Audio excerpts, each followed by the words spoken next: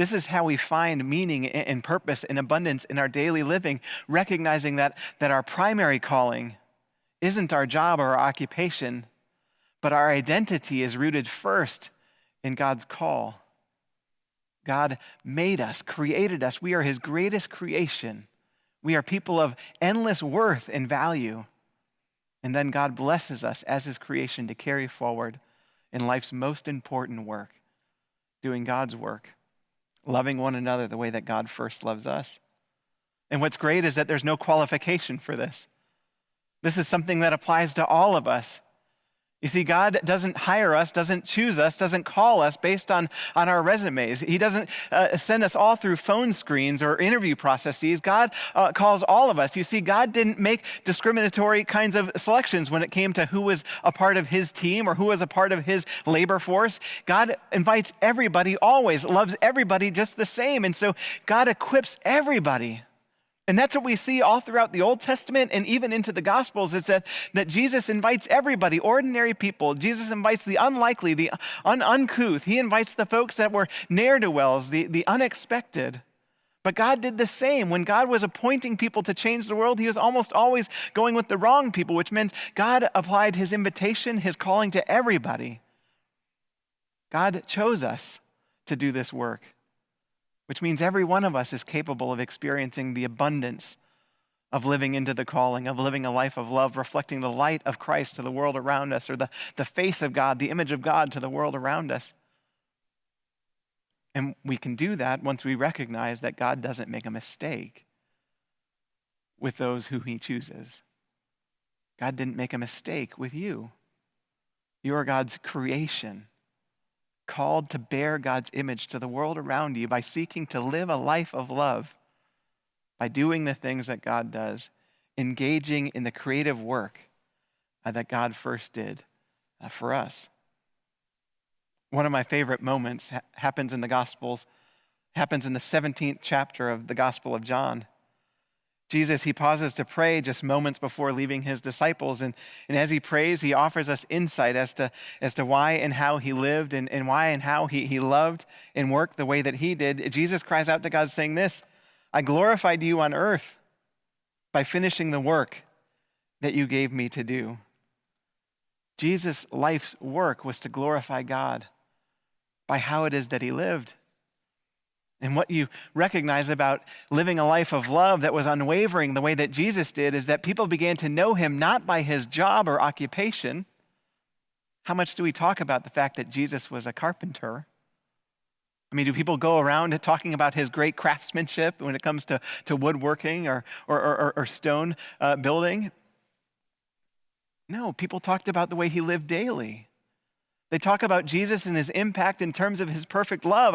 I think about the way that he sought to glorify God by completing or fulfilling God's work for him. It's because he sought to live his life of perfect love everywhere he went, no matter what he was doing. So much so that his identity wasn't rooted in his job or occupation. It was rooted in his propensity for love. I think about the Apostle Paul and all of the work that the Apostle Paul did building churches in the Mediterranean and across the Roman Empire. And I think about how he was a tent builder. And you don't see him signing his letters or preaching sermons, introducing himself, or handing out his business cards for building the best tents in the Mediterranean.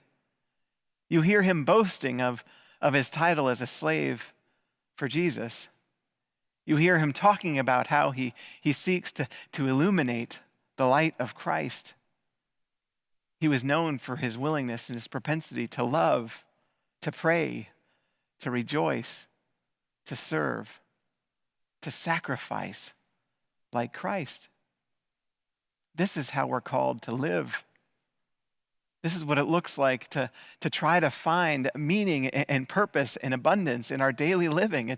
It's recognizing that our jobs are secondary to our identity in God, as God's creation, God's craftsmanship, image bearers, and this calling or this blessing that God has given us to do the work that he does, to love the way that he first loves us.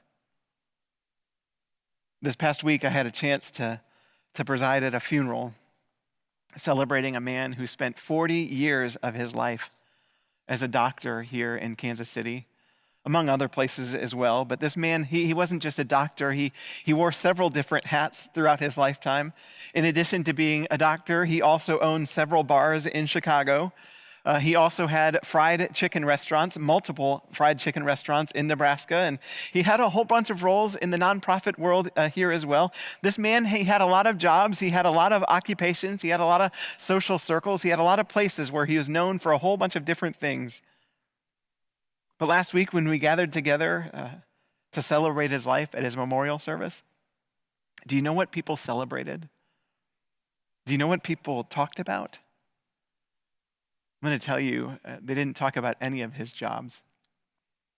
Instead, they talked about how this man made things better when we didn't know they needed to be better. They talked about how this man lived with a servant's heart, where he sought to serve people everywhere he went, but particularly the people that couldn't serve themselves. They talked about a man who was able to show up in the best moments as well as the worst moments. They talked about somebody who was loving in unwavering and hospitable kinds of ways. They talked about somebody who would welcome them at the door and would walk them to the car at the end of the night. They would talk about somebody who was present, always seeking to demonstrate a loving heart, to show mercy upon those in his presence. They didn't talk about his jobs or his occupations. They talked about his calling. His identity was rooted in doing the things that God does first, and loving one another and serving one another the way that Jesus did first for us. What would people say about you?